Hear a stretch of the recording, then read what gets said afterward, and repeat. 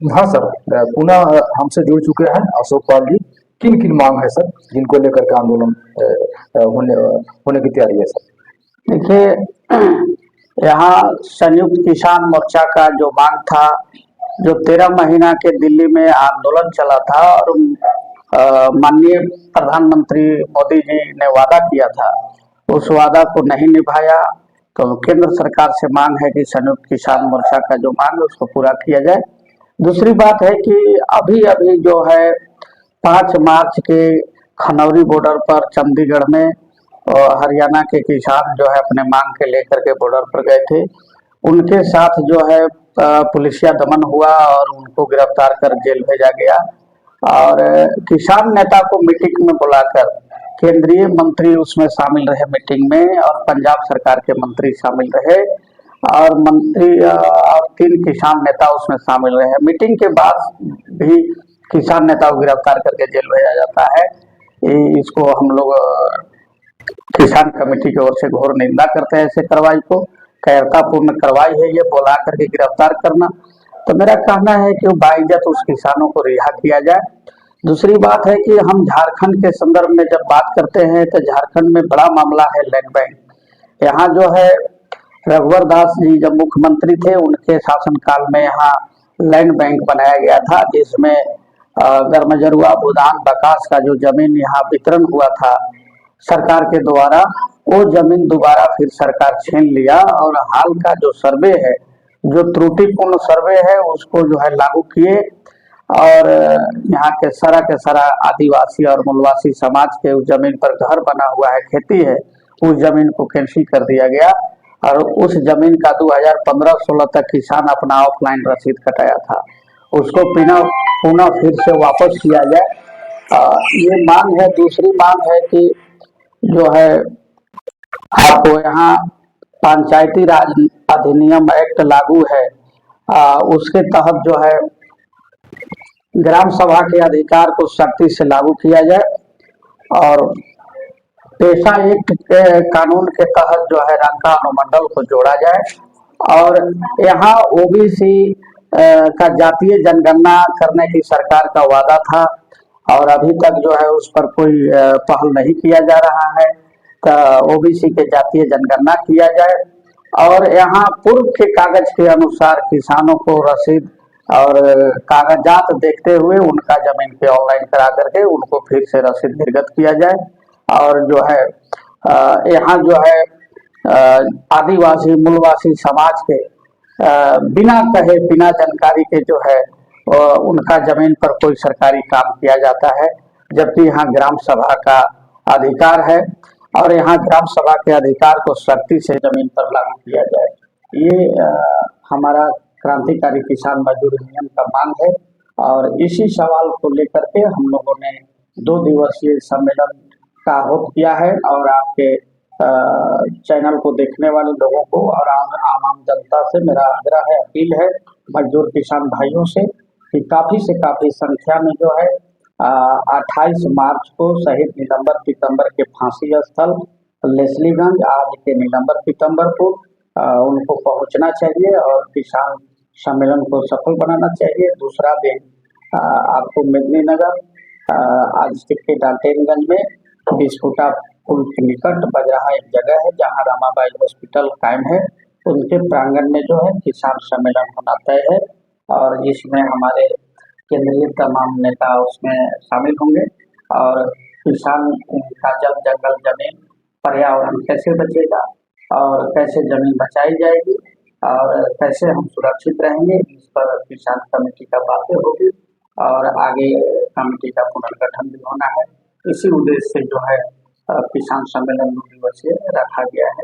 Sir, इस 2 दिवसीय महासम्मेलन कह लीजिए, इसमें कौन कौन मुख्य अतिथि, विशिष्ट अतिथि और सम्मानित अतिथियों के आने की संभावना है सर? ये इसमें क्रांतिकारी किसान मजदूर यूनियन का केंद्रीय लीडर लोग, जिसमें हमारे अध्यक्ष होंगे, इसमें हमारे सचिव भी होंगे, उसमें हमारे और मेंबरगण होंगे दिल्ली से, हरियाणा से, पंजाब से, उत्तर प्रदेश से, छत्तीसगढ़ से, राजस्थान से, बिहार से, सभी जगह से आने का संभावना है। और सभी लोग यहाँ लीडरशिप यहाँ आएंगे और यहाँ के किसानों को हालात को नजदीक से समझेंगे और केंद्र सरकार तक इस बातों को उठाएंगे। सर, सरकार के कोई मंत्री को भी मतलब कि अतिथि में शामिल किया गया है क्या, जिनकी आने की संभावना हो सकता है? नहीं, सरकार के मंत्री को हम लोग नहीं, सरकार को मंत्री को हम लोग जो तय करेंगे उसका एक मेमोरेंडम हम लोग सरकार को, सरकार को और केंद्र सरकार को देंगे। इसके अलावा प्रशासनिक महकमा में जैसे कि जिला उपायुक्त हो गए या ये पलामू कमिश्नर हो गए या अधीक्षक हो गए, क्या उन लोग को भी आमंत्रित किया गया है क्या? नहीं, इसमें शामिल होने का आमंत्रित नहीं किए हैं क्योंकि किसान मजदूर का सम्मेलन है, किसानों का सम्मेलन है, तो उसमें उनको आमंत्रित नहीं किया, लेकिन उनको जानकारी तो है, उनकी जानकारी में हम लोग किसान सम्मेलन कर रहे हैं और इसका एक प्रतिज्ञा हम लोग सभी प्रशासनिक पदाधिकारी को देंगे और सरकार को देंगे। सर, ये जैसे कि जो सम्मेलन हो रहा है या पहली बार हो रहा है या हर साल होता है या कुछ साल के गैपिंग पर हो रहा है? नहीं, हम लोग 3 साल में एक बार सम्मेलन करते हैं, किसान का सम्मेलन 3 साल में एक बार करते हैं। 3 साल पहले सम्मेलन हुआ था और हम लोग इसमें ये भी बातें करेंगे कि हम लोग 3 साल के दरमियान किसान मजदूर के हित में हम लोगों ने कौन सा काम किया और हम लोगों से कहाँ कमी हुई, कहाँ बेसी हुई, इसका समीक्षा भी करेंगे और आगे हम लोग मजदूर किसान के हित में क्या कर सकते हैं उसको आगे हम लोग तय करेंगे। चलिए, सबसे अहम सवाल, चूंकि केंद्र सरकार का बहुत बड़ी महत्वाकांक्षी योजना है पीएम किसान सम्मान निधि योजना।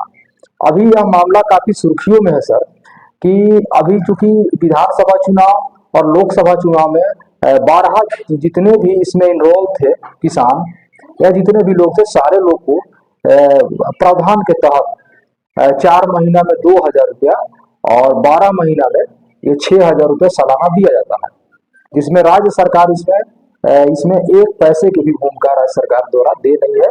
जहां तक हम समझते हैं कि कुछ राज्य में जैसे कि 6,000 है तो राज्य सरकार भी 6,000 ऐड करके 12,000 रुपया जो है दिया जाता है, लेकिन झारखंड सरकार के द्वारा यहाँ नहीं मिलता है।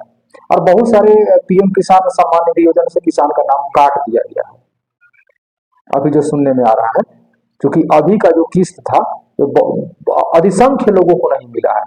तो इसके संबंध में चूंकि बहुत बड़ा योजना था, बहुत अच्छा योजना था, कारगर था, 2,000 रुपया कोई बहुत बड़ा राशि नहीं था, दिया जाना चाहिए था, दिया जा सकता था। क्या वजह है किसान का नाम काटा गया है? और काटा भी गया है तो किसान आंदोलन के तहत जो है इस पर कुछ आवाज उठाया जाएगा क्या? देखिए, मुझे तो कहना है कि वो जो पीएम किसान योजना है तो किसान का है, हम झारखंड प्रदेश में रहते हैं, झारखंड प्रदेश का मैं बात करता हूँ।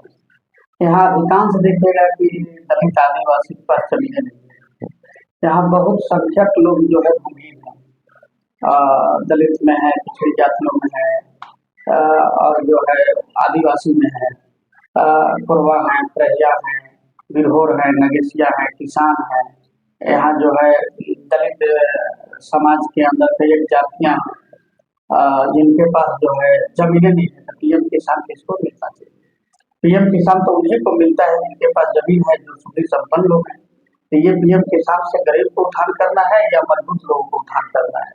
मेरा तो ये कहना है कि पीएम किसान नहीं दे करके अगर गरीबों को एक कैटेगरी कायम करके अगर उनको अगर दिया जाता कि भाई ठीक है, उनको 1-1 डिसमिल जमीन है, झोपड़िए है, तो उनको सर्वे करके अगर पैसा देने की, अगर सहयोग करने की सरकार अगर काम करती तो कहीं एक बेहतर होता। लेकिन किसान, पीएम किसान के नाम पर जो पैसा जो दिया जा रहा है, तो जिनके पास जमीन होगा उनको मिल रहा है। सही मायने में जो सही मायने में किसान है उन्हें इस योजना का लाभ मतलब भी नहीं मिल पा रहा, जैसा कि आपके बात से स्पष्ट हो रहा है। लेकिन जो गैर किसान लोग हैं वे इस योजना का लाभ ज्यादा ले रहे हैं। बिल्कुल, शायद आप इस बात को कहना चाहते हैं। और इसमें नाम भी उन्हीं लोगों को काटा है जो कि किसान सही मायने में है, और लाभ वे लोग ले रहे हैं जो कि गैर किसान है। हाँ, ऐसा हो रहा है। जिनके वहां तक पहुंच है, जिनका लगाव है, और जो निरीह बेचारे एक झोपड़ी में गुजर बसर करते हैं, जिनके पास जमीनें नहीं है, उनको पीएम किसान में कहा बात है? वो तो उनको बात है जो गैर किसान है, जो किसाने नहीं है, तो उनको जो है लगाव है, पहुंच है, उनको जो है पीएम किसान मिलता है।